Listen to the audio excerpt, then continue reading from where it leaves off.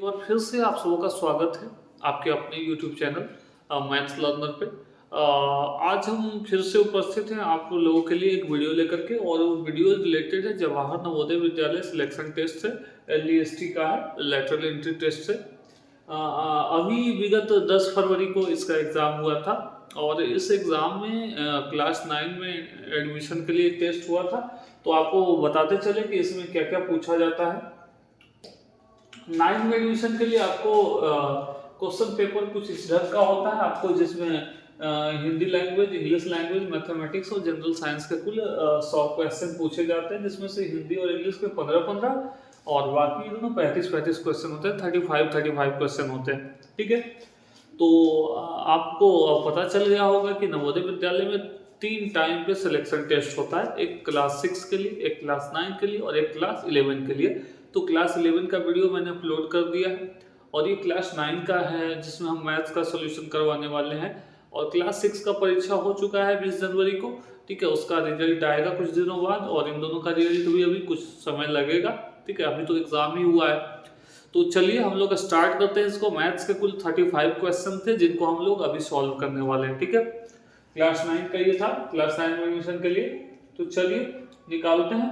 इसमें जो 35 क्वेश्चन था, उसमें से क्वेश्चन नंबर ये है 31, मतलब 31 से लेकर के 65 तक आप जाएंगे तो 35 क्वेश्चन हो जाएगा। ठीक है, तो देखिए आपको दोनों ही माध्यम में इसका भी पेपर मिलेगा, इंग्लिश और हिंदी दोनों बाइलिंगुअल मिलेगा, एक तरफ हिंदी एक तरफ इंग्लिश। तो चलिए स्टार्ट करते हैं सबसे पहले क्वेश्चन को।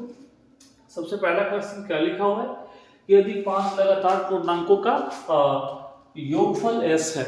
आप लगातार पूर्णांक, अगर मान लो सबसे पहला पूर्णांक अगर x है, ठीक है ना, तो उसके बाद वाली पूर्णांक क्या होगी x+1, उसके बाद वाली x+2, उसके बाद वाली x+3, और सबसे आखिरी में जो पांचवा होगा वो होगा x+4।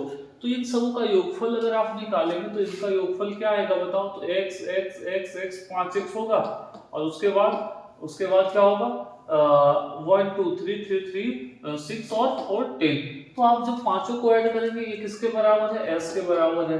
ठीक है, तो आपसे पूछा जा रहा है कि सबसे जो बड़ा वाला इंटीजर है वो s से कैसे, है ना, s से कैसे रिलेटेड है। ठीक है, सबसे बड़ा वाला। तो आप देखें x की जो वैल्यू है वो कितनी आ जाएगी। अगर आप वैल्यू निकाले x की, तो सबसे बड़ा वाला कौन सा है, सबसे बड़ा वाला है x+4। सबसे बड़ा वाला कौन है, x+4। तो x+4 की वैल्यू कैसे निकलेगी, ठीक है ना, x+4 की। तो आप निकालिए x+4 की वैल्यू।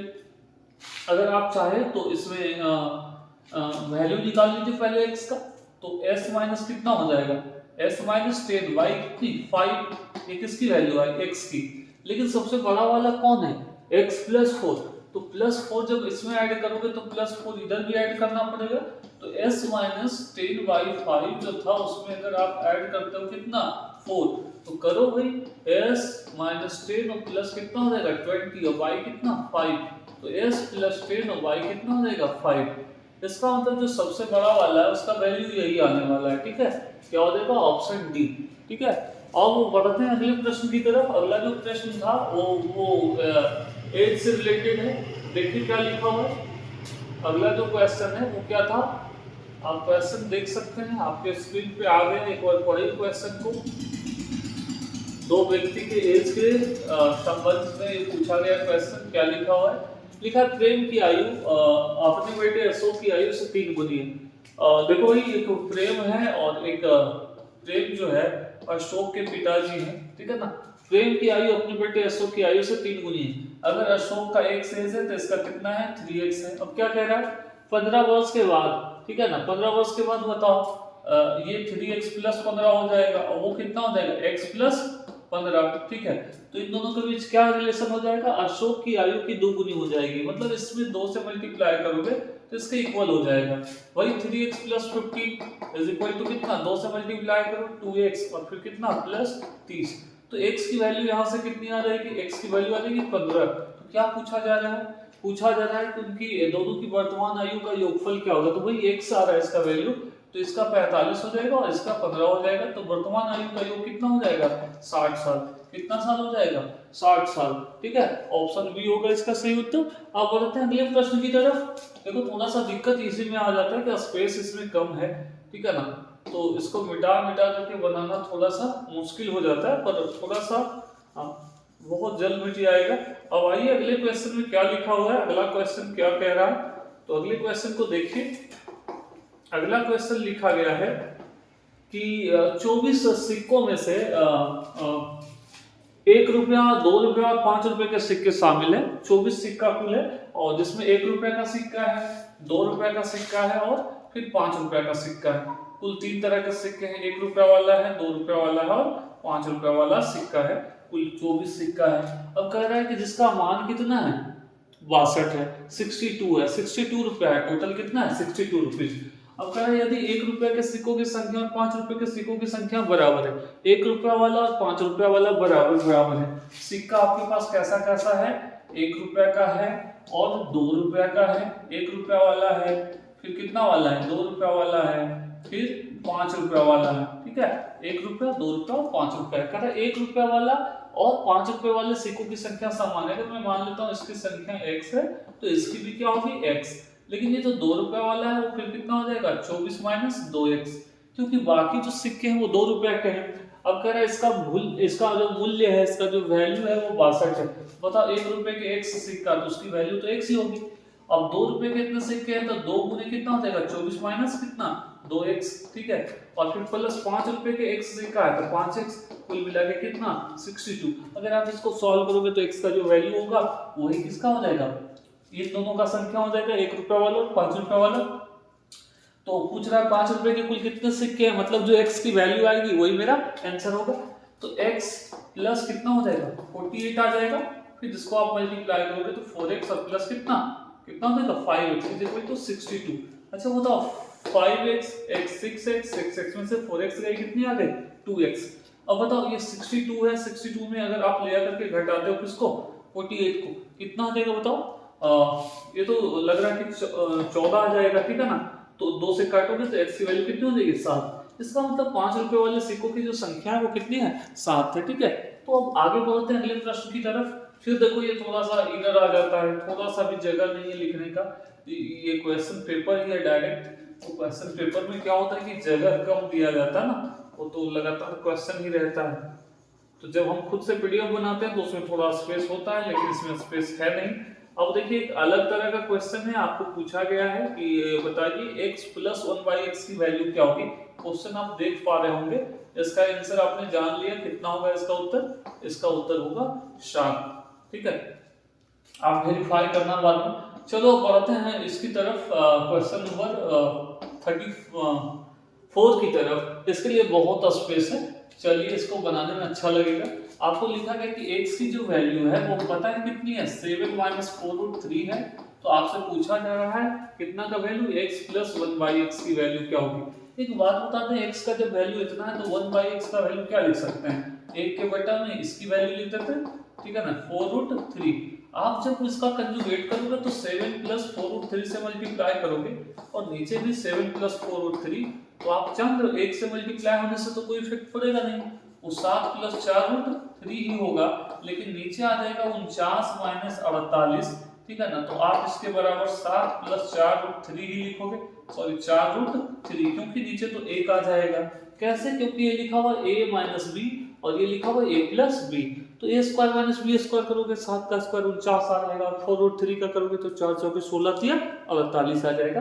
तो 48 जब घटाओगे तो 1 आ जाएगा। इसका मतलब x की वैल्यू इतनी है और 1/x की वैल्यू कितनी है, ये है। ठीक है ना, तो दोनों को जोड़ना है, तो x का वैल्यू लिखोगे 7 प्लस 4√3 और माइनस √3, 7 माइनस 4√3, सॉरी इसकी क्या थी, 7 माइनस 4√3, और 1/x की वैल्यू क्या लगाओ, 7 प्लस 4√3, 7 प्लस कितना 4√3, तो वही है, ये इससे कैंसिल हो जाएगा, 7 7 कितना हो जाएगा 14। इसका जो सही आंसर है डी होगा, 34 का डी होगा। चलिए अब 34 से आगे बढ़ते हैं, 34 से 35 की तरफ चलते हैं।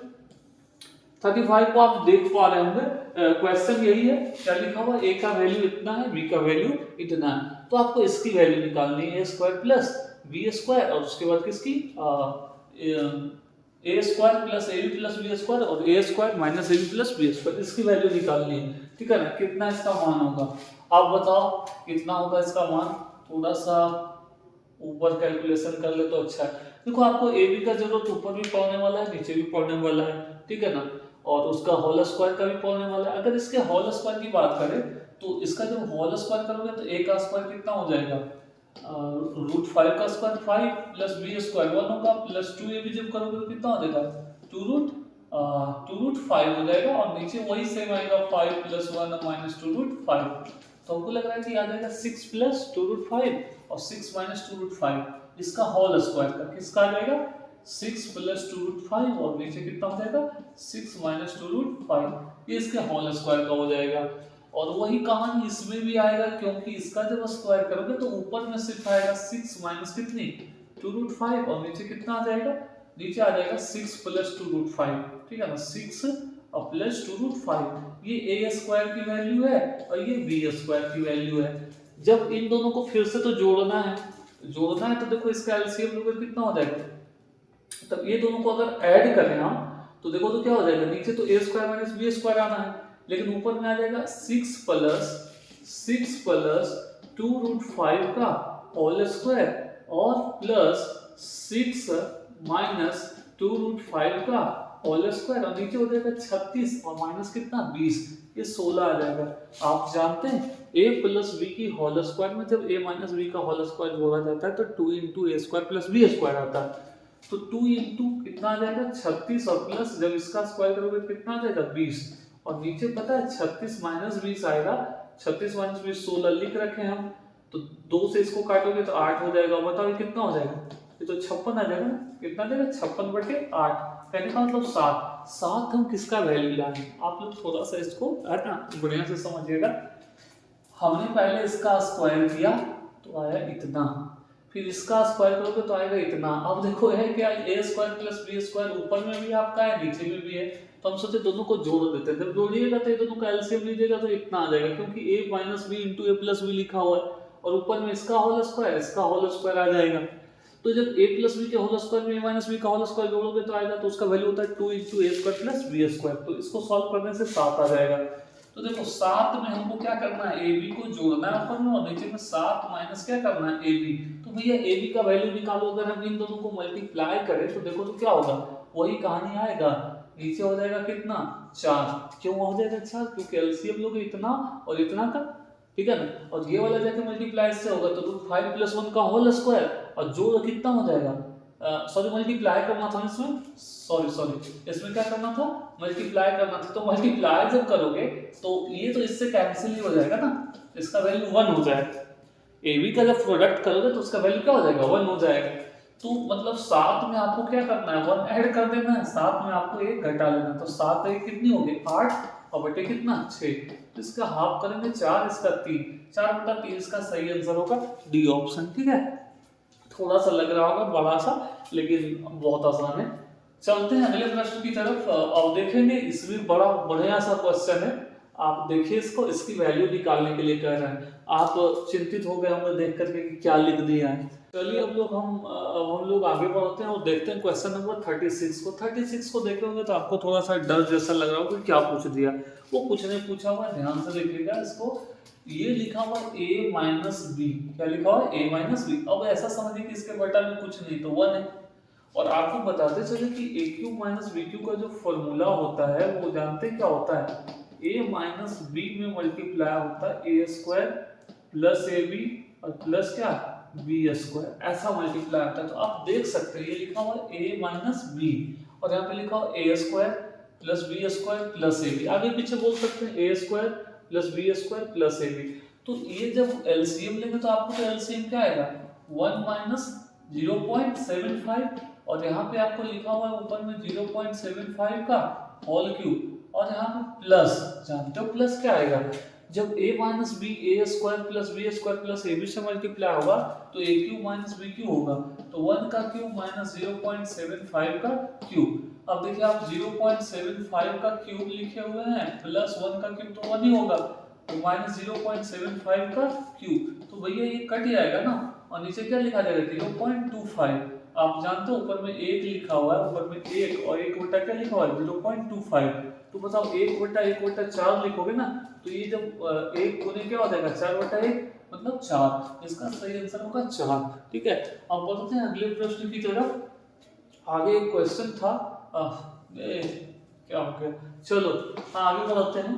तो ये देखिए क्या लिखा हुआ है, आपको पहले इरेज कर ले, थोड़ा ये एक्स्ट्रा लाइन आ गया है पहले ही। चलिए, लिखा हुआ है दो धनात्मक संख्याओं का गुणनफल, ठीक है ना, इतना है, और उसमें से एक संख्या दूसरी संख्या का कितना है, 3 गुना है, ठीक है। तो कह रहा है क्या कि बड़ी संख्या क्या है। तो भैया चलो, दो धनात्मक संख्या है और कह रहा है कि एक संख्या जो है दूसरी संख्या का 3 गुना है। तो अगर एक संख्या x होगा तो दूसरी संख्या उसका 3 गुना, तो 3x, और दोनों का जो गुणनफल है ये है, इसके बराबर क्या लिखा हुआ है 29 है, और फिर क्या है होल 31 बाई कितना, ठीक है। तो ये कितना हो जाएगा बताओ, तो ये हो जाएगा 3x स्क्वायर हो जाएगा ना, और इसको मल्टीप्लाई करना पड़ेगा, इसको क्या करना पड़ेगा, मल्टीप्लाई करना पड़ेगा। तो जब हम इसको मल्टीप्लाई करेंगे तो 3x स्क्वायर आ जाएगा। और देखिए है क्या कि ये थोड़ा सा कैलकुलेशन वाला था, जब आप इसको इससे मल्टीप्लाई करोगे तो इसको इससे मल्टीप्लाई करने पे आपका आ जाएगा कितना 1421, उसके बाद इसको ऐड करोगे तो कितना देगा 1452। तो ये आ गया 3x स्क्वायर इक्वल टू 1452/49। अब 3 से जब इसको काटोगे तो आप काट के देख लेना ना कितना हो जाएगा 484 बार में कटेगा, कितने बार में 484। तो x की वैल्यू कितनी हो जाएगी बताओ, इधर से रूट जब करोगे तो इसका 22 निकलेगा और इसका क्या निकलेगा 7। तो ये तो x की वैल्यू हुई ना, तो बड़ी वाली संख्या क्या है 3x, तो 3 इंटू 22 बटे कितना 7 का निकल, तो 22×3 66/7। इसका सही आंसर जो होगा वो बी होगा, ठीक है। बढ़ते हैं अगले प्रश्न की तरफ। जो अगला प्रश्न है वो आपका ये है, देखिए क्या लिखा गया। आप चाहो तो इसको बड़े सिंपल तरीके से बना सकते हो, सिंपल इसको है ना, सबका तुम जानते हो इसका कितना होता है 1, इसका 8, ऐसे याद नहीं है तब तो फिर कैसे बनेगा। 1 होता है, इसका 8 होता है, इसका 27 होता है, इसका कितना होता है 64, इसका 125, और इसका कितना 216, इसका कितना होता है, इसका वैल्यू कितना होगा, तो इसका हो जाएगा 7 का 343, इसका 512, 729, 1000। तो बस ये जोड़ घटा भी था, इसका क्या था। तो फिर हम क्या करते हैं कि देखो मैंने क्या कर लिया कि ऐसा सिंपल सा था, 1 का क्यूब 1 होगा, देखो क्योंकि लिखा हुआ 1 का क्यूब और फिर है 3 का क्यूब प्लस में, मैंने प्लस वाले को एक जगह लिखा, 1 का क्यूब 1 और 3 का क्यूब 27, फिर 5 का 125 और 7 का 343 और इसका 9 का 729, ऐड करने से कितना आ जाएगा, इसको ऐड करिएगा तो 1225 आएगा। फिर देखो ये जो माइनस वाला था उसका कैलकुलेशन अलग से किया, इसका 8, इसका कितना हो जाएगा 64, इसका 216 और इसका 512 और इसका कितना 1000। जब इसको ऐड करोगे तो आपको 1800 आएगा, लेकिन ध्यान देना कि ये है -1800, ठीक है ना, तो माइनस में सब लिखा हुआ है ना, और ये आ रहा है 1225। तो देखो इन दोनों का जो डिफरेंस है 575 का है, और जब आप ऐड करने की बात करोगे तो निगेटिव साइन मिलेगा ये, ठीक है ना, तो -575 इसका सही उत्तर हो जाएगा, है ना। मतलब इसको जोड़ने से कितना है, प्लस वाले को 1225 और माइनस वाले का जो सम है वो 1800 है, तो इसका जो है दोनों का सम निकालोगे ये आ जाएगा कितना -575, ठीक है। और ये बड़ा ही सामान्य सा था, इसका क्या होता है, ये तो मतलब ये ऐसे लिखा हुआ है 2/4 लिखा हुआ है। 8 का जो आप निकालोगे घनमूल तो हो जाएगा 2, और ये नीचे क्या लिखा हुआ है, ये लिखा हुआ है 4, और डिवाइडेड बाई है, ठीक है, ये क्या है डिवाइडेड बाई, क्या लिखा हुआ है ये 10/7 लिखा हुआ है, और इंटू क्या लिखा हुआ है ये 5 लिखा हुआ है। तो आप पहले भागा करोगे तो इसको क्या लिखोगे 2/4 और गुने कितना 7/10 और गुने कितना 5, ठीक है। तो आप तो तीनों गुना में हो गया, तो जैसे कट करना कट कर लो, ठीक है ना। तो कितने बार कट जाएगा ये 2 5 मिला करके 10 को काट देगा, इसका जो उत्तर है 7/4 हो जाएगा, इसका आंसर बी आ जाएगा, ठीक है ना। अब आगे बढ़ते हैं अगले प्रश्न की तरफ, 39 के बाद बढ़ते हैं आगे। 39 के बाद देखिए क्या लिखा गया है, लिखा गया तीन संख्याएं 2, 3 और 4 के अनुपात में है, इनके घनों का योगफल इतना है, तो तीन संख्याओं का इन तीन संख्याओं का योगफल क्या है।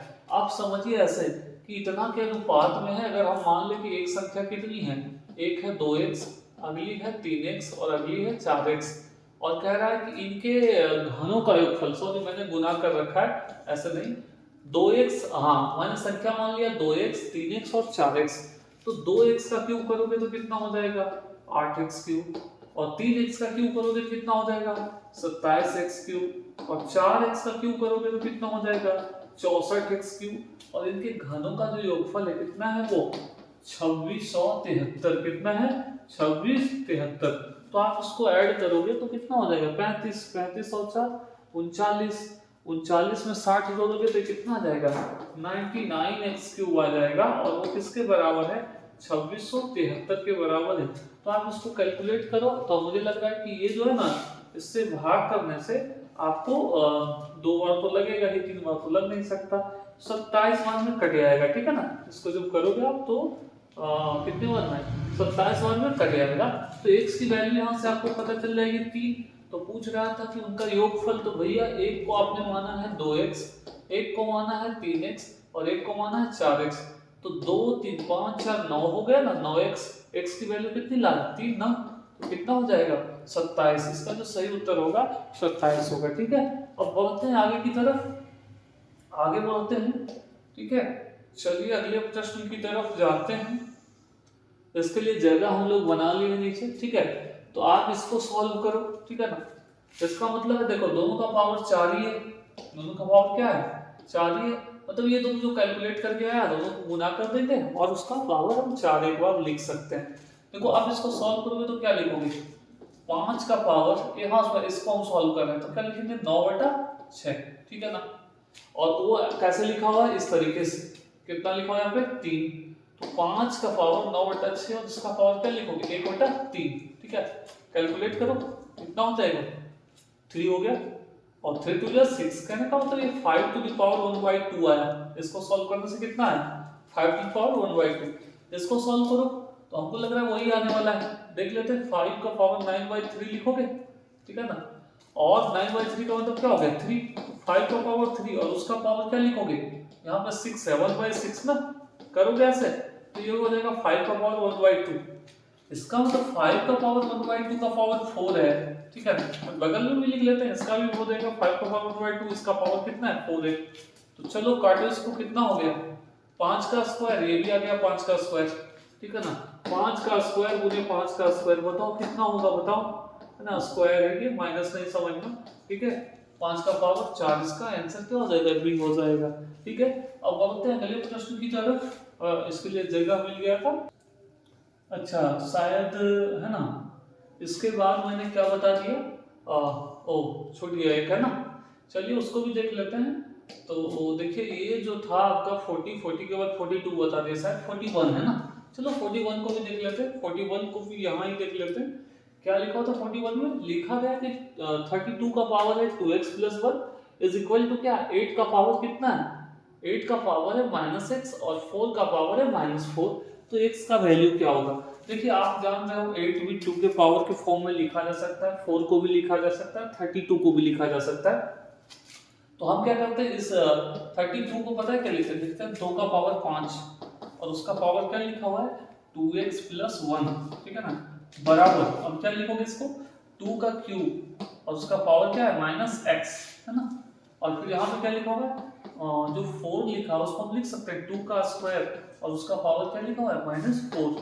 तो आप जब इसको सॉल्व करोगे तो क्या हो जाएगा 5 to 10x हो जाएगा इसका पावर, और प्लस कितना 5 इज इक्वल टू, देखो यहाँ पे 2 का पावर कितना हो जाएगा, जब इसको मल्टीप्लाई करोगे तो -3x हो जाएगा और इसको जब मल्टीप्लाई करोगे तो 2 का पावर -8 हो जाएगा।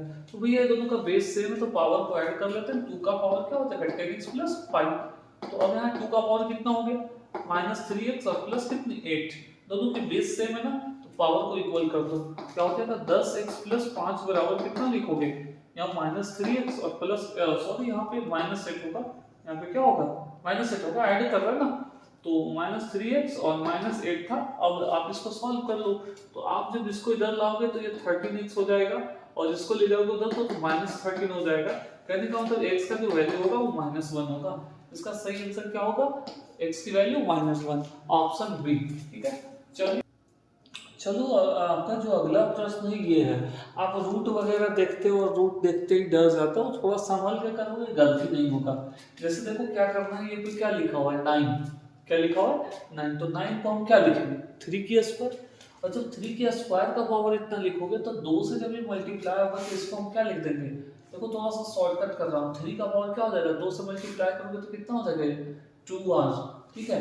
और जब 2 मल्टीप्लाई से होगा तो +1/2, ये 3 का पावर हो गया। अब देखो यहाँ पे थोड़ा सा शॉर्ट करना है, ये लिखा हुआ 3 का पावर क्या 1 - r और ये रूट में है तो 1 माइनस आर के बटा में 2 चला जाएगा, तो यहाँ पे 3 का पावर हो जाएगा 1 माइनस आर बटा 2, मतलब 1/2 माइनस r/2 ऐसे हो जाएगा। ठीक है, फिर नीचे वाले को देखोगे तो उसका भी वही हाल है, थोड़ा सा संभल के करने की जरूरत है। तो जब आप इसको यहाँ पे बटा में 2 लाओगे, इसके बटा में, तो हो जाएगा 3 का पावर क्या 1 माइनस आर बटा 2। अब इसी को कैलकुलेट करने की जरूरत है, ठीक है ना, तो चलिए कैलकुलेट करते हैं। ठीक है, सब का हाँ अभी ये छूटा हुआ है, ये इसके यहाँ है और फिर यहाँ पे आर है। ठीक है, तो आप इसको देखो तो सब का पावर, तो ये दोनों का पावर तो आपस में ऐड होगा ना, क्या होगा, ऐड होगा, तो 3 का पावर कितना बन जाएगा बताओ, 2r में जब r/2 घटाओगे तो बचेगा 3r/2। ठीक है, और हाफ में हाफ जब ऐड होगा तो ये बन जाएगा 1। ठीक है, नीचे में क्या लिखा हुआ है 3 1 और फिर क्या माइनस r/2। ध्यान दो यहाँ पे क्या हो जाएगा बताओ, अब पावर घटाओगे 1 से 1 तो ऐसे ही कैंसिल हो जाएगा घटाने से, और ये आधा जाकर के और क्या हो जाएगा ऐड हो जाएगा, क्या होगा 3r/2 और प्लस हो जाएगा ना r/2, घटाएंगे ना। ठीक है, ऐसे हो जाएगा, चलो लिख ही देता हूँ 3 to the power 3r/2 plus 1, और ये पावर जब घटेगा तो होगा -1 और प्लस r/2, और ये तो भैया अभी भी है यहाँ पे यार, देखो 1 से 1 ऐसे ही कैंसिल हो गया, और ये वाला जो है क्या हो जाएगा, जब ऐड होगा तो 2r आ जाएगा, उसकी वैल्यू क्या हो जाएगी 2r, तो 3 का पावर 2r है, और फिर ये वाला क्या होगा, ऐसे पावर में 1/r लिखाएगा ना, तो r से क्या हो जाएगा कट जाएगा, 3 का स्क्वायर हो जाएगा, कहने का मतलब इसका आंसर 9 हो जाएगा। ठीक है ना, इसका आंसर क्या हो जाएगा 9। चलते हैं अगले प्रश्न की तरफ। अगला प्रश्न देखिए आपका क्या है, लिख रहा है ये किसके बराबर है, ये किसके बराबर है, ये भी छोटा सा क्वेश्चन है। देखो इसको क्या लिखना है 2 की पावर x, और जिसको क्या लिख सकते हैं +2 की पावर x और बाई 2 ऐसा लिख सकते हैं, क्योंकि -1 पावर है। इसको क्या लिखेंगे 2 की पावर x इंटू 2 और फिर क्या -2 की पावर x, भैया तो 2 की पावर x तो दोनों से कॉमन है ऊपर में, तो जब 2 की पावर x कॉमन लोगे देखो क्या हो जाएगा, 2 की पावर x जब कॉमन लोगे तो क्या हो जाएगा 1 + 1/2, और यहाँ पे फिर क्या होगा, जब 2 की पावर x कॉमन लोगे तो यहाँ क्या बचेगा 2 - 1, कहने का मतलब इससे इसको कैंसिल कर दो। अब सामान्य सी बात है, एक में आधा जोड़ोगे तो कितना आएगा 3/2, और 2 में 1 घटाओगे तो 1, 1 से भागा देने से कोई फर्क नहीं पड़ेगा, इसका आंसर 3/2 ही हो जाएगा। ठीक है, अब हम लोगों ने देख लिया क्वेश्चन नंबर कहाँ तक 44 तक। 44 से आगे बढ़ते हैं, देखिए 44 से आगे क्या लिखा हुआ है, एक भरा हुआ ट्रक 35 मिनट में 18 किलोमीटर जाता है। ठीक है ना, तो कहता है इस गति से 7 घंटे में वो कितना दूरी तय कर सकता है। जैसे देखिए 35 मिनट में क्या लिखा है, 35 मिनट में 18 किलोमीटर, तो भैया 1 मिनट में कितना जाएगा 35 में 18, तो 35 मिनट में 18 किलोमीटर, तो 1 मिनट में कितना जाएगा 18/35 किलोमीटर, 1 मिनट में, 1 मिनट में इतना किलोमीटर जाएगा, तो इतने घंटे में पूछ रहा है, कहने का मतलब 18/35, अब उन्हें कितना 7 गुने 60 कर देते हैं, क्योंकि वो मिनट में कन्वर्ट हो जाएगा। आप इसको कैलकुलेट कर लीजिए, यही आपका उत्तर होगा। कितने बार में कटेगा, है ना 5 बार में। ठीक है, तो 5 से इसको काटोगे 12 बार में, जब आप 18 गुने 12 करोगे तो कितना आ जाएगा 180, तो ऐसे ही हो गया, और फिर 36, ठीक है ना, ये 216 आ जाएगा। ठीक है ना, ठीक है, ये 216 हो जाएगा, ऑप्शन सी। चलो 45 के आगे बढ़ते हैं, ये भी टाइम एंड वर्क का क्वेश्चन है। लिखा है टाइम एंड वर्क वाले क्वेश्चन में कि एक कार्य को एक व्यक्ति जो है, यदि एक कार्य को 28 व्यक्ति 65 दिन में पूरा कर सकते हैं। 28 व्यक्ति कितने दिन में करते हैं, 28 आदमी जो है वो 65 दिन में करता है। ठीक है, तो कह रहा है उसी कार्य को 35 व्यक्ति कितने दिन में पूरा कर सकते हैं।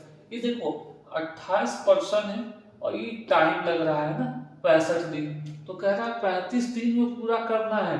ठीक है ना, तो व्यक्ति कितना चाहिए, व्यक्ति x मान लो, जानते हो ये क्या है, इनवर्स प्रोपोर्शन है।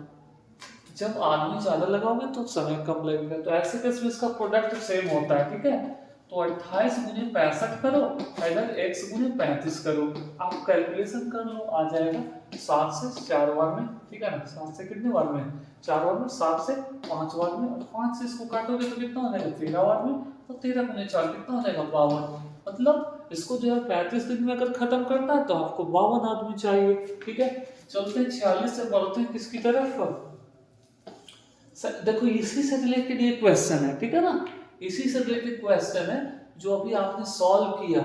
इसमें क्या होता है, प्रोडक्ट सेम होता है, जब व्युत्क्रमानुपाती होता है मतलब इनवर्स प्रोपोर्शन में होता है तो क्या होता है, प्रोडक्ट सेम होता है, ठीक है ना। जैसे आप सोच लो, दो आदमी किसी काम को 10 दिन में कर रहा है तो एक आदमी उसको कितने दिन में करेगा, 20 दिन में। अगर 4 आदमी आ जाता तो 5 ही दिन में होता, आदमी डबल तो काम है ना आधे टाइम में हो जाएगा। तो इसका प्रोडक्ट देखिएगा तो 20 है 20 है 20 है, वही हाल है। तो इसी से रिलेटेड एक क्वेश्चन पूछा गया है, देखिए यहाँ पे पूछा गया कि माना एल और एम व्युत्क्रमानुपाती, suppose L and M vary inversely, उसमें चेंजिंग आता है लेकिन उल्टा आता है, एल बढ़ेगा तो एम घटेगा, एम बढ़ेगा तो एल बढ़ेगा, ऐसा होगा, ठीक है ना। मतलब एक बढ़ेगा तो दूसरा घटेगा, है ना। तो चलिए अब कह रहा है कि वेन एल इज कितना, एल जो है 10 है तो एम की वैल्यू 6 है। देखिए जब एल था कितना 10 तो एम कितना था 6, ठीक है ना। तो अब कह रहा है कि which of the following is not a possible pair for corresponding values of L and M. तो भैया यहाँ पे कुछ रहे यहाँ पे कुछ रहे, उसका प्रोडक्ट 10 गुने 6 60 आना चाहिए। तो देखिए किसमें 60 नहीं आ रहा है, वही नहीं होगा क्योंकि नॉट पॉसिबल लिखा है। तो बताओ 12 गुने 5 करोगे 60 आ जाएगा, 15 गुने 4 करोगे 60 आ जाएगा। भैया 25 गुने 2.4 है तो देखो 25 गुने क्या लिखोगे 24/10 तो लिखोगे ना, कर लो कैलकुलेशन। इसके आधा 12, इसके आधा 5 और 5 से काटोगे तो 25 25 12 25 60, इसमें भी आ रहा है, तो इसमें भी आ रहा है, इसमें भी आ रहा है, इसमें भी आ रहा है। लेकिन आप इसको मल्टीप्लाई करो, देखो 45 ऑलरेडी है, 45 को 1.3 से मल्टीप्लाई करोगे तो वो बहुत बड़ा आ जाएगा ना, मतलब 60 तो नहीं आएगा, ठीक है, 60 नहीं आएगा, ठीक है ना। तो इसका आंसर होगा सी, ठीक है। 60 ये तीनों में आ रहा है, इसमें नहीं आएगा।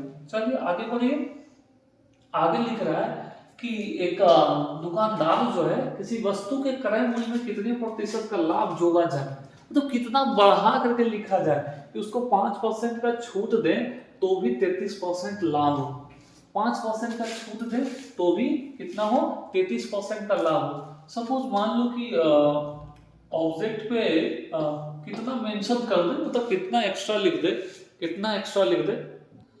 चलिए इसको देखते हैं कैसे करते हैं हम लोग। अब सोच लो, अगर मान लो कि कोई व्यक्ति किसी वस्तु को लाया है खरीद करके 100 रुपए में, ठीक है ना, कितने में लाया है 100 रुपए में। अच्छा 33% लाभ कमाने के लिए उसको कितना में बेचना पड़ेगा, 133 रुपया में, 133 रुपए में। तो कितना मार्क करे, ऑब्जेक्ट पे कितना दाम लिख दे, ठीक है ना, और उस पर 5% का छूट दे तो 133 में बिक जाए। मैं मान लेता हूँ कि 100 रुपया उस पर मार्क कर दिया, तो 100 का 5% तो छोड़ दिया, मतलब 95%, ठीक है ना। x का 95% निकालने से कितना आ जाए 133, ठीक है ना। तो देखो 19 से काटने के लिए 5 बार में कटेगा, ये 7 बार में कटेगा, इसको जब काटोगे तो 20 बार में, कहने का मतलब 140। इसका मतलब मार्क करे कितना 140, ऑब्जेक्ट पे कितना मार्किंग कर दे 140, और वो दिखावा करेगा, है ना, दिखावा करेगा। किस चीज का दिखावा करेगा, 5% छूट देने का। तो भैया 140 का 5% निकालो 7 आएगा, ठीक है, 133 में बेचेगा। खरीदा था ओरिजिनल में कितने में 100 में, इसका मतलब वो 40% बढ़ा करके उस पर मार्किंग करेगा, ठीक है ना। चलते हैं अगले प्रश्न की तरफ बढ़ते हैं। अब आगे आपका कौन सा 49 को देखिए क्या लिखा हुआ है। किसी एक धनराशि पर 6.1/4 वर्षों में मिलने वाला साधारण ब्याज धनराशि का 3/8 भाग हो जाता है। ब्याज का दर प्रतिशत, देखिए क्या कह रहा है कि ब्याज जो है मूलधन का, मैं मान लेता हूँ मूलधन P है, तो ब्याज जो है ना उसका 3/8 हो जाता है, ठीक है ना। ये जो ब्याज है, ब्याज निकालने का फॉर्मूला क्या है, P into R into T by 100, है ना, P into R into T by 100। तो P इंटू आर कितना है, आर तो निकालना है हमको, लेकिन T तो पता है, T कितना है, 6 चौके 24 एक 25 बटे कितना हो जाएगा 4, और इसके बटा में क्या लिखना है हमको 100, क्या लिखना है 100। तो आप करो कैलकुलेशन, देखो इसको जब काटोगे तो देखो क्या हो जाएगा, ये कितने बार में कटेगा 4 बार में। ये 4 4 नीचे कितना 16 लिखा हुआ है, कितना लिखा हुआ है 16, तो 8 से काटोगे तो कितना बार में कटेगा 2 बार में। तो देखो तो P से P कट ही गया, तो 3 दूना कितना हो जाएगा 6, R का वैल्यू कितना आ जाएगा 6, ठीक है ना, 6% इसका उत्तर होगा। एक बार और अगर देखना चाहें तो बढ़िया से समझ लो, देखो मेरा ये साधारण ब्याज है 3p/8, और ये किसके बराबर है, कह रहा है पी का 3/8 है, ठीक है ना। P into R into T कितना था, 25/4, ठीक है ना। 2200 होता है, इसलिए यहाँ पे लिख दिए। आप इसको काट लो ना, कितना हो जाएगा ये, 25 से 4 बार में कटेगा। देखो ये 16 लिखा हुआ है, क्या लिखा हुआ है 16, पी से पी कैंसिल होगा, तो देखो तो 4 दूना 8, 2 से काटोगे 2 दूना 4, क्रॉस मल्टीप्लीकेशन करो, आर का वैल्यू कितना आ जाएगा 6%। चलिए बढ़ते हैं अगले प्रश्न की तरफ। अगला जो प्रश्न है, हाँ ऐसे कर लेता हूँ ताकि थोड़ा स्पेस ज्यादा मिल जाए। लिखा है एक धनराशि 5% वार्षिक ब्याज की दर से चक्रवृद्धि ब्याज पर 3 वर्षों के लिए रखी जाती है, 3 वर्षों के लिए रखी जाती है, और जिस चक्रवृद्धि ब्याज इतना है तो कितना राशि इन्वेस्ट किया गया। देखिए ध्यान दीजिएगा, चक्रवृद्धि ब्याज निकालने का जो फॉर्मूला होता है वो होता है P इंटू, है ना, 1+R/100 पावर T लिखते हैं या फिर L लिखते हैं, और माइनस क्या करते हैं 1। तो भैया आपको ये पता नहीं है, ये तो पता है ना आपको कितना है 1261, ये P नहीं पता है। चलो 1 प्लस, ठीक है ना, अब क्या करोगे, रेट तो तुमको पता है 5% था, 5 बटा कितना लिखोगे 100 पावर 3 माइनस कितना करोगे 1। अब इसको कैलकुलेट कर लो, तो 5 से इसको काटोगे तो 20, पता ही हो गया 21 बटा कितना 21 बटा 20। तो 1261 का जो वैल्यू है वो किसके बराबर आ गया, देखो तो इसको लिखोगे 21 का क्यूब जो होता है वो 9261 होता है बटा कितना 8000, ठीक है ना, माइनस कितना 8000 लिखना पड़ेगा 1, ठीक है ना। 21/20 का क्यूब मैंने लिख दिया, ठीक है ना। तो ये हो गया 1261 बराबर कितना P इंटू, जब तो 9261 में जब घटाओगे 8000 तो कितना आएगा 1261 ही आएगा, कितना आएगा 1261 बटे कितना 8000। बताओ ये कटेगा इससे, P की वैल्यू कितनी हो जाएगी, ठीक है ना 8000, कितनी हो जाएगी 8000, P की वैल्यू 8000, मतलब वो जो राशि था वो 8000 था, ठीक है। अब आगे बढ़ते हैं अगले प्रश्न की तरफ, थोड़ा सा इसको इरेज कर लेते हैं, वीडियो रोक दीजिए। चलिए स्टार्ट कर दीजिए, हो गया स्टार्ट। चलिए अब जो है अगला जो क्वेश्चन था कि इतना को इतना से भाग देने पे शेषफल क्या बचेगा, ठीक है ना, कितना बचेगा। तो आप इसको दो तरीके से बना सकते हैं, एक सिंपल भाग दे करके या फिर इसको फैक्टराइज करके भी बना सकते हैं। अगर फैक्टर तो सिंपल भाग दे करके भी बना सकते हैं। देखिए भागा देने का समान सा नियम है, आपको भाग किससे देना है एक्स स्क्वायर और प्लस कितनी 2x, सॉरी -2x है ना, एक्स स्क्वायर क्या है -2x, sorry x square -2x और फिर कितना है +4। इससे आपको डिवाइड करना है, किसको डिवाइड करना है x⁴ और +4x square plus 4x square और प्लस कितनी 10, ठीक है, इसको डिवाइड करना है। देखो x⁴ लाने के लिए आप कितना से लगाओगे x स्क्वायर से, पता नहीं क्या हो जाता है इसको, x स्क्वायर से लगाओगे तो x स्क्वायर से लगाओगे, x स्क्वायर से, चलिए सुधर गए, है ना। अब क्या करेंगे एक्स स्क्वायर से लगाया तो x का पावर कितना आ गया ये 4, लेकिन वो लेते आया ना माइनस कितना 2x³ लेते आया, फिर क्या आ गया +4x स्क्वायर लेते आया, क्या लेते आया प्लस। तो जब आप इसको सब्ट्रैक्ट करते हो minus plus minus, sign change करेंगे ना, कट गया और शायद ये भी कट गया, तो मेरा बच क्या गया 2x³ और फिर क्या बच गया 10। अब भैया 2x³ लाने के लिए कितना से लगाओगे 2x से, तो 2x³ आ गया, लेकिन वो क्या लेते आया इससे भी तो मल्टीप्लाई होगा -4x स्क्वायर और फिर कितना +8x। अब जब इसको घटाओगे माइनस प्लस फिर क्या ये माइनस, तो ये तो गया, ये कितना बच गया, ये बच गया 4x स्क्वायर, क्या बच गया -8x और फिर कितना +10। अब देखो 4x स्क्वायर लाने के लिए आपको कितना से लगाना पड़ेगा +4 से, तो 4x स्क्वायर लेते आया, फिर कितना लेते आया बताओ -8x भी आ गया, और जब 4 से लगाओगे तो 16 आ गया। तो जब इसको घटाओगे तो माइनस प्लस माइनस, ये तो कट गई ना, और फिर ये भी कट गई, और बताओ 10 में से 16 गया कितना हो जाएगा -6, यही तो रिमाइंडर हो गया, इसका रिमाइंडर कितना होगा -6, ठीक है। सिंपल भाग दे करके भी निकाल सकते हैं, ठीक है। चलिए आगे बढ़ते हैं अगले प्रश्न की तरफ। अगला जो प्रश्न है देखिए ये बड़ा ही मजेदार क्वेश्चन है, आप इसको अच्छे से सॉल्व करिएगा। क्या लिखा हुआ है x + 1/x की वैल्यू 5 है। देखो मैं यहाँ पे थोड़ा सा कैलकुलेट कर लेता हूँ। x + 1/x की वैल्यू तो x² + 1 और x एलसीएम ले रहा हूँ, ठीक है ना, इसके बेटा में कुछ नहीं तो 1 है, तो 1 और x की एलसीएम x हो गई, तो x² + 1 = कितना हो जाएगा बताओ 5। तो X square plus 1 is equal to कितना हो गया 5x। अब जिसकी वैल्यू निकालनी है उसको अच्छे से देखो, आपको वैल्यू निकालनी है किसकी, इसकी वैल्यू निकालनी है। तो आप 2x ऊपर में लिखा हुआ रहने दो, ठीक है। और ध्यान दो इन दोनों में क्या कॉमन लेंगे 3, तो 3 जब कॉमन लेंगे तो यहाँ पे हो जाएगा एक्स स्क्वायर प्लस 1 होगा कि नहीं, 3 जब कॉमन लेंगे तो माइनस 5x। अब एक बात बताओ कि एक्स स्क्वायर प्लस 1 की वैल्यू कितनी है 5x, हम यहाँ पे 5x रख दें तो 2x बटे कितना हो जाएगा 3 गुने 5x, यहाँ पे 5x रख देंगे ना इसके बदले, हो जाएगा 15x और माइनस क्या लिखा हुआ है 5x। तो बताओ 2x बटा कितना 10x, x कट गए 2 बचे 10, ऊपर 1 और नीचे 5, 1 बटा 5। इसका जो सही आंसर होगा ऑप्शन बी होगा, ऑप्शन बी होगा, ठीक है। चलो चलिए अब हम लोग अगला प्रश्न देखते हैं, क्वेश्चन नंबर 53। 53 को जब आप देखेंगे तो क्या लिखा हुआ है X to the power X plus 1 Y X का whole square is equal to 3। तो इसका वैल्यू बताइए। देखिए इस तरह के क्वेश्चन आप ऐसे देखेंगे तो डर जाएंगे, लेकिन डरने की कोई बात नहीं। आपको क्या लिखा हुआ है एक्स प्लस 1 बाई एक्स की वैल्यू कितनी लिखी गई है √3 ना, ठीक है। यहाँ देखिए 6 का गैप चल रहा है, कितने का 6 का है डिफरेंस, यहाँ भी 6 का है, यहाँ भी 6 का, और आप कह सकते हैं यहाँ भी 6 का, क्योंकि हम x के पावर इसको 0 लिख सकते हैं, कोई दिक्कत नहीं है। देखिएगा इसका जब होल क्यूब करिएगा तो पता है क्या होगा, इसका होल क्यूब क्या होगा a का क्यूब प्लस b का क्यूब और फिर उसके बाद प्लस 3ab, तो 3 into x into 1 by x और इंटू a प्लस b, ठीक है ना। और इसकी वैल्यू जान रहे हो √3 था, कितना था √3 था ना। तो अब देखो ये तो कट जाएगा यहाँ से यहाँ, फिर देखो इसकी वैल्यू √3 रखोगे तो पता है क्या जाएगा x का cube plus 1 by X cube is equal to 0। क्यों मैं कह रहा हूँ 0 कि 3 इंटू इसकी वैल्यू √3, तो √3 से क्या हो जाएगा, हाँ यहाँ पे गलती किया, इसका जब होल क्यूब किया तो ये 3√3 था ना, तो इसीलिए मैंने कहा कि ये क्या हो जाएगा 0। अब देखो ध्यान देना इन दोनों में तुम कॉमन ले लो, क्या इन दोनों के बीच में कौन है 203।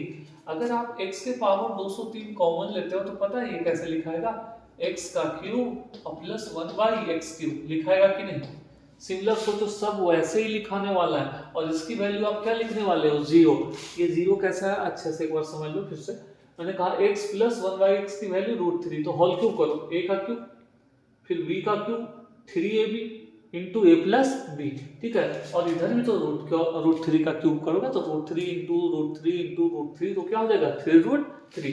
और यहाँ पे इसकी वैल्यू जब √3 रखोगे तो 3√3 हो जाएगा, 3√3 से 3√3 कैंसिल हो जाएगा, तो उससे क्या आ जाएगा 0। अब देखो तो जैसे इसका लिया वैसे ही यहाँ पे अगर आप x टू द पावर कितना 87 कॉमन लोगे तो क्या ऐसा नहीं लिखाएगा x का cube plus 1 by X cube. तो हर पेयर में वही लिखाने वाला है, इसकी वैल्यू जब 0 रखोगे इसका सही उत्तर हो जाएगा 0, ठीक है ना, इसका सही उत्तर हो जाएगा 0। और ये तो बड़ा ही आसान था, 7 के बच्चे इसको हल कर सकते हैं, ठीक है।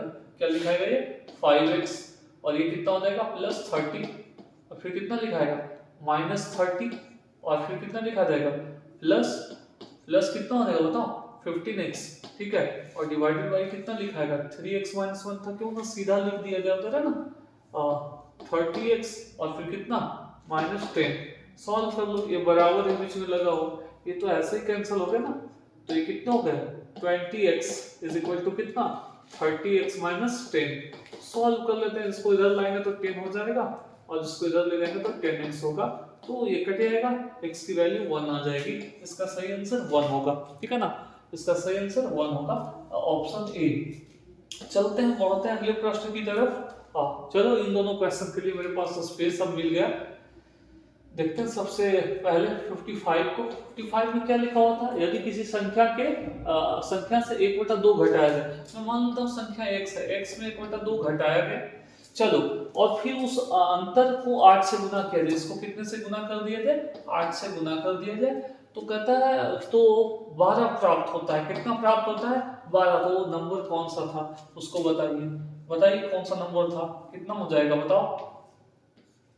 2 टाइम्स में कटेगा ये कितने बार में 2 बार में, ये 3 बार में, ये चला जाएगा उधर, x माइनस 1/2 का वैल्यू कितना हो जाएगा, इसका वैल्यू कितना हो जाएगा, इसका वैल्यू हो जाएगा 3/2।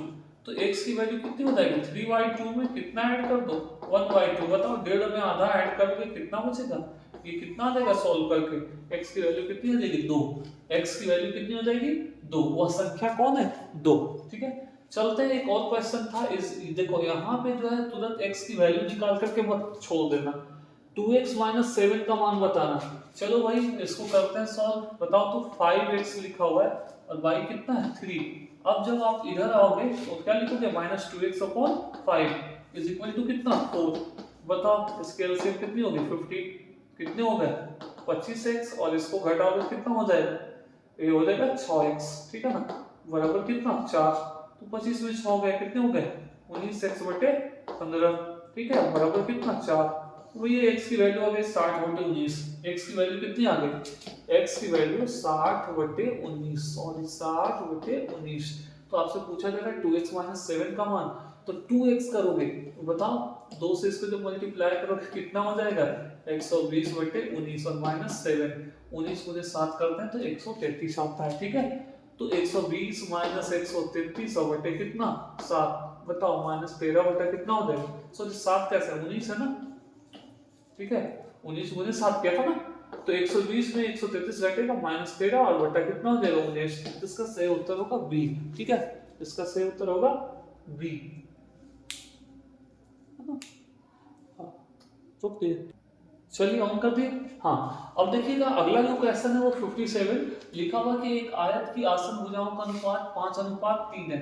आप वो कंफ्यूजन में ना पड़े, आयत की आसन भुजा मींस उसकी लंबाई चौड़ाई से, ठीक है ना, आसन भुजा मतलब ये दोनों, तो 5 और 3 के अनुपात में है, तो अगर एक 5x है तो दूसरा 3x होगा, और कह रहा है उसका क्षेत्रफल इतना है तो आयत का परिमाप। अच्छा बताओ आयत का क्षेत्रफल क्या होता है, लंबाई गुनी चौड़ाई होता है ना, 5x गुने 3x करने से कितना आ रहा है 135 है ना, तो बताओ 15x स्क्वायर की वैल्यू आ रही है 135, तो ये 9 टाइम्स में कट जाएगा, इसका मतलब x की वैल्यू 3 है, इसका मतलब ये 15 है और ये 9 है, तो परिमाप पूछ रहा है तो 2 × 15 प्लस 9, बताओ 15 और 9 कितना होता है 24, 24 का डबल कितना हो जाएगा 48। आगे आपका समझ में आसान सा क्वेश्चन था। चलिए अब बढ़ते हैं अगला क्वेश्चन की तरफ। अगला क्वेश्चन जो है हमारा 58 है। 58 में देखिए ध्यान दीजिएगा, इसको तो ऐसे ही ध्यान में रखने वाला है, ये समद्विबाहु समलंब है, तो समद्विबाहु समलंब में क्या होता है पता है, ये दोनों जब बराबर हो जाता है तो जानते हो इसके डायगोनल का लेंथ भी सेम होता है, इसकी लंबाई भी आपस में बराबर होती है। उसके साथ ही साथ इसमें और एक खास प्रॉपर्टी है कि ये वाला एंगल इस एंगल के बराबर होता है और ये वाला एंगल इस एंगल के बराबर होता है। दो खास बात समद्विबाहु समलंब का आपको हम प्रॉपर्टी बता दिए, ठीक है ना, समद्विबाहु समलंब आइसोसेलेस ट्रेपेजियम, ठीक है ना।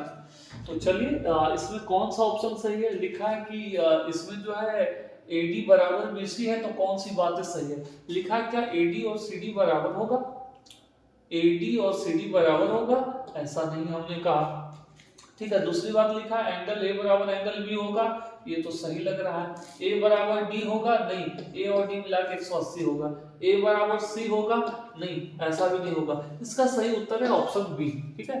अब बढ़ते हैं अगले प्रश्न की तरफ। अगला प्रश्न आपका 59 है। 59 को देखिए क्या लिखा हुआ है, कहता है ABCD एक समचतुर्भुज है। हाँ समचतुर्भुज क्या करता है, एक दूसरे को 90 डिग्री पे उसका जो डायगोनल होता है, उसका जो विकर्ण होता है, एक दूसरे को समकोण पे काटता है, ठीक है। चलते हैं, दे रखा है कि ये वाला जो है 110 है, तो कौन सा एंगल पूछा जा रहा है BDC। BDC की बात करें तो BDC मतलब ये वाला है, इसका मेजरमेंट क्या होगा यही पूछा जा रहा है ना। चलिए तो चलते हैं देखते हैं कैसे आएगा, उसका मेजरमेंट कितना होगा।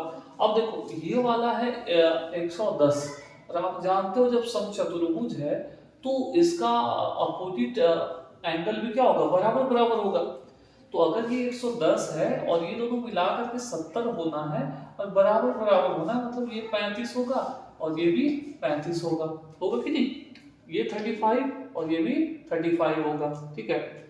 अब देखो ये 35 है और आपको पता है कि सब ये 90 90 है, ये कितना कितना है 90 90, सब क्या है, हाँ ये 35 और ये 35 है, और हमको निकालना किसको था, अच्छा BDC निकालना है, हमें निकालना है कौन सा एंगल BDC, मतलब BDC ये वाला निकालना है। अच्छा अगर ये 110 है तो ये भी 110 होगा, ठीक है। अपोजिट एंगल्स क्या होते हैं बराबर होते हैं, तो 110 होगा। फिर क्या होगा कि ये दोनों भी तो आपस में बराबर है, तो इसके अपोजिट एंगल ये भी 35 होगा, ठीक है। ये भी 35 होगा। मतलब जो समचतुर्भुज के जो विकर्ण होते हैं वो क्या करते हैं, अपोजिट एंगल्स को बराबर बराबर में ही डिवाइड करते हैं। ये भी 35 ही होगा, ठीक है। इसका सही आंसर हो जाएगा बी। चलिए अगले प्रश्न की तरफ बढ़ते हैं। क्वेश्चन नंबर अब है ये है आपका क्वेश्चन है 60 नंबर। तो 60 नंबर को देखेंगे तो कह रहा है कि एक आयत एक पेपर है, एक आयताकार पेपर है। कैसा पेपर है? आयत के आकार का, जो 44 सेंटीमीटर लंबा है और 18 सेंटीमीटर चौड़ा है, ठीक है ना। तो इसको कह रहा है कि इसका जो है लंबाई के अनुदिश मोड़कर, ठीक है ना, लंबाई के अनुदिश मोड़कर क्या बनाया गया है, एक बेलन बनाया गया है। तो जैसे समझिए पेपर को जब लंबाई के अकॉर्डिंग मोड़ेंगे 44 सेंटीमीटर तो 2 पाई आर का काम करेगा, ठीक है ना। ठीक है, ऐसे समझिए ये आपका पेपर है, ठीक है ना, ये 44 है और ये 18 है। इसको मोड़ेंगे इस तरीके से और गोल बनाएंगे तो ये हाइट का काम करेगा। और देखिए रेडियस क्या बन जाएगा, 2 पाई आर इज इक्वल टू, आप लिख लीजिए 44 इज इक्वल टू क्या लिखोगे, 2 गुने 22/7 गुने कितना 8। तो 44 से 44 कैंसिल, आर की वैल्यू कितनी हो गई 7। इसका मतलब एक बेलन जो बनेगा उसका हाइट होगा कितना 18 और रेडियस होगा 7। तो वॉल्यूम पूछा जा रहा है, 18 और 7 है भैया, तो आप निकाल दो। 18 क्या है उसका हाइट है, तो पाई आर स्क्वायर एच ना, पाई आर स्क्वायर एच। तो पाई का वैल्यू 22/7, आर स्क्वायर करोगे मतलब 7 गुने 7, एच कितना 18, ठीक है ना, कट गया, ठीक है ना। 154 गुने 18, 154 गुने 18। तो अब क्या है, हम लोगों को करना क्या था, यही कि 154 गुना 18, भैया आप इसको जब इससे गुना करोगे तो आपका 2772 आएगा, गुना करके देख लेना, ठीक है ना। तो इसका जो आंसर हो जाएगा ऑप्शन ए हो जाएगा, ठीक है। अब बढ़ते हैं अगले प्रश्न की तरफ, और आपका जो अगला क्वेश्चन है वो 61 है। तो 61 को देखिए, 61 में क्या लिखा गया है, लकड़ी के एक बीम की लंबाई इतना है, मोटाई इतना है, और कह रहा है यह इतना घन मीटर लकड़ी से बना है। तो देखो भैया वॉल्यूम दे रखा है और 2 चीज दे रखा है, तीसरे को निकालना है। चलिए निकल जाएगा। देखो आंसर ये सेंटीमीटर में है तो क्यों ना सेंटीमीटर में ही कन्वर्ट कर ले, ये मीटर क्यों है। देखो देखो ध्यान देना, 1 दशमलव कितना लिखा हुआ है, 1.35 मीटर क्यूब है। तो मीटर क्यूब को सेंटीमीटर, मीटर को सेंटीमीटर में बदलने के लिए 100 से गुना करते हैं, और घन वाला है तो 100 गुने 100 गुने 100 हो जाएगा, ठीक है ना। तो ये बदल गया सेंटीमीटर क्यूब में, ठीक है, ये बदल गया, इतना सेंटीमीटर क्यूब उसका वॉल्यूम है। देखो लंबाई कितना है उसका 5 मीटर, मतलब 500 सेंटीमीटर, और चौड़ाई 36 सेंटीमीटर, तो 36 ही रहने दो। और उसका वही एक तो निकालना ही है ना, इतना था लंबाई, मोटाई था, चौड़ाई पूछ रहा था। चौड़ाई को हम मान लेते हैं क्या, चौड़ाई को क्या कर देते हैं, चौड़ाई को x मान लेते हैं, ठीक है ना। तो निकल जाएगा, लंबाई को चौड़ाई से भागा दे दीजिए, ये मतलब एल बी इंटू एच करते हैं ना, तो उसका वॉल्यूम आता है, तो 2 से भाग दे दो। देखो ये जो 100 है वो तो खत्म हो जाएगा इसका डेसिमल हटाने में ही, और ये 2 ऐसे ही खत्म हो गया, ठीक है। तो अब क्या बच गया ऊपर में 135 इंटू 100 और डिवाइडेड बाई कितना 5 इंटू 36, ठीक है, 5 इंटू 36। आप कैलकुलेशन कर लो, तो 5 से इसको काटोगे तो कितना हो जाएगा 20। अब देखो तो इसको आधा करोगे कितना हो जाएगा 10, और इसका आधा कितना हो जाएगा 18 हो जाएगा, कितना हो जाएगा 18। अब बताओ काट सकते हो इसको, तो चलो इसको आगे काटो, है ना। इसको आगे कैसे काटोगे, इसका आधा 5 हो जाएगा और इसका आधा 9 से 15 बार में कट जाएगा, और 15 गुने 5 करोगे तो 75 आ जाएगा। इसका सही आंसर हो जाएगा 75 सेंटीमीटर, ठीक है ना, ऑप्शन सी। अब इसके आगे बढ़ते हैं, आगे बढ़िए। आगे लिखा हुआ है कि एक स्कूल के आयताकार खेल के मैदान का क्षेत्रफल इतना है, इसकी लंबाई और चौड़ाई का अनुपात इतना है। ऐसा एक क्वेश्चन और कर चुके हैं भैया। आप मान लो कि लंबाई उसका कितना है 3x और चौड़ाई उसका कितना है 2x, तो एरिया क्या हो जाएगा 3x into 2x 6x square ना। तो 6x स्क्वायर कितना दे रखा है 384, उस पर डुअल 0, 6 से इसको डिवाइड कर लो, तो 6 से 6 बार में कटेगा, और फिर कितना हो जाएगा मतलब 6400 बार में कटेगा, ठीक है ना। तो x का वैल्यू कितना आ जाएगा 80। इसका मतलब उसका जो है 240 क्या है उसकी लंबाई, और चौड़ाई कितनी है 160। तो भैया इसका perimeter 2 into L plus B होता है ना, तो इसको जब जोड़ोगे तो कितना हो जाएगा बताओ तो 400, 400 पर डबल कितना हो जाएगा 800। इसका सही जो आंसर होगा हो जाएगा 800 मीटर, ठीक है ना। थोड़ा सा इसको वीडियो को रोक दीजिए। चलिए अब हम लोग 63 पे आ जाते हैं। थोड़ा सा इरेज करने में प्रॉब्लम होता है, इस वजह से थोड़ा सा वीडियो रोक लीजिए, है ना। अब चलिए देखिएगा, इसमें है ना क्या लिखा हुआ है, एक वर्ग का क्षेत्रफल का अनुपात दूसरे वर्ग जो पहले वर्ग के विकल्प पर बना है, ठीक है ना। अब सुनिए, एक आप वर्ग बना लो, एक स्क्वायर बना लो। सपोज मान लो ये स्क्वायर है, इसकी लंबाई चौड़ाई सब बराबर बराबर है, तो इसका जो क्षेत्रफल होगा वो क्या होगा एक्स स्क्वायर। और इसका जो विकर्ण होता है वो किसका लंबाई होता है √2x, क्या होता है √2x। तो इस पे बनाया गया है वर्ग, ठीक है ना, इस पे बनाया गया है, तो उसका एरिया क्या होगा, साइड का स्क्वायर करिएगा तो √2x का स्क्वायर करिएगा कितना हो जाएगा 2x स्क्वायर हो जाएगा ना, क्या हो जाएगा 2x स्क्वायर। तो कह रहा है इसका अनुपात, तो भैया ये तो कट जाएगा ना, ऊपर 1 और नीचे 2, एक अनुपात कितना हो जाएगा 2, ठीक है ना। इसका क्या हो जाएगा 1:2, तो इसका 1:2 हो गया, ठीक है ना। अब जो बचा है 2 क्वेश्चन मात्र बचा है, तो आप देख सकते हैं, इसको मैं ऊपर कर लेता हूँ, स्पेस अपना बना लूं इसको बनाने के लिए। ये आखिरी 2 क्वेश्चन है, तो चलिए देखते हैं। चलिए पहले 65, एक बड़ा ही आसान सा क्वेश्चन था कि मूवमेंट से एक लेटर निकाला जाएगा। मूवमेंट जो शब्द है उससे एक अक्षर ऐसे ही बिना देखे निकाला जाएगा, तो उसके एम होने की प्रायिकता क्या है। तो भैया मूवमेंट में टोटल है कितना 1 2 3 4 5 6 7 8, टोटल है 8। और देखो m का जो नंबर है 1 है 2 है, कितना है तो 2/8 होगा इसका, मतलब 1/4 हो जाएगा। इसका सही जो आंसर होगा वो 1/4 होगा। एक क्वेश्चन आखिरी में बच गया।